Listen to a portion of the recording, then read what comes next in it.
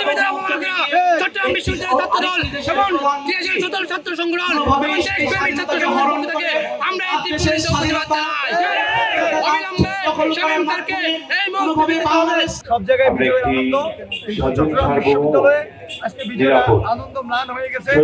কারণ বুদ্ধিজীবী দিবসে বাংলাদেশের স্বাধীনতার শহীদদের প্রতি এবং আজকের এই সমাবেশে এই পাকিস্তানি হানাদারের পক্ষে বক্তব্য উদ্বোধন করেছিলেন আমাদের বাংলাদেশের সরকারকে তিনি নিঃশর্ত বাংলাদেশের ক্ষমা জনগণ করেননি এবং হচ্ছে এই কোনো ধরনের অনুতপ্ত বোধ নিরাপদ, করেননি।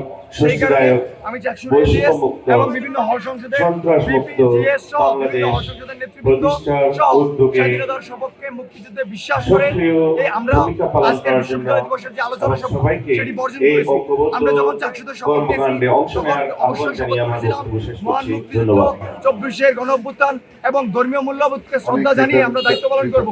কিন্তু শামীম স্যারের বক্তব্য আমাদের বিশ্ববিদ্যালয়ের এবং হচ্ছে মহান স্বাধীনতাকে অবমাননা করা হয়েছে।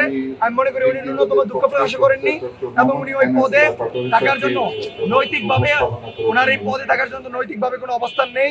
সেই জন্য আমরা বিশ্ববিদ্যালয়ে ঘোষণা দিয়ে চাকসুর এজিএস এবং হল সংসদের নেতৃবৃন্দ এবং যারা আমরা আমাদের শপথের প্রতি অটুট আছি আমরা এই প্রোগ্রাম বর্জন করেছি।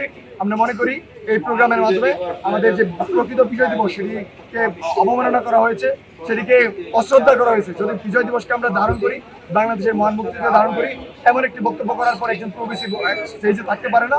ওনার অবশ্যই উচিত শিক্ষার্থীদের কাছে দুঃখ প্রকাশ করা এবং হচ্ছে জাতির কাছে দুঃখ প্রকাশ করা। এই বিশ্ববিদ্যালয়ের শিক্ষার্থীরা তার বক্তব্য কোনোভাবেই গ্রহণ করেনি। সামাজিক যোগাযোগ মাধ্যমে আমরা তার প্রতিক্রিয়া দেখেছেন। আমি মনে করি তাকে অবশ্যই ক্ষমা চাইতে হবে এবং উনি এই পদে নৈতিকভাবে থাকার অবস্থান ব্যক্ত করেন না। আপনারা কি আপনার সাথে একমত? আমরা অবশ্যই একমত। আমরা এই প্রোগ্রাম বর্জন করেছি। এটি হচ্ছে আমাদের জাতির উদ্দেশ্যে আমাদের বার্তা।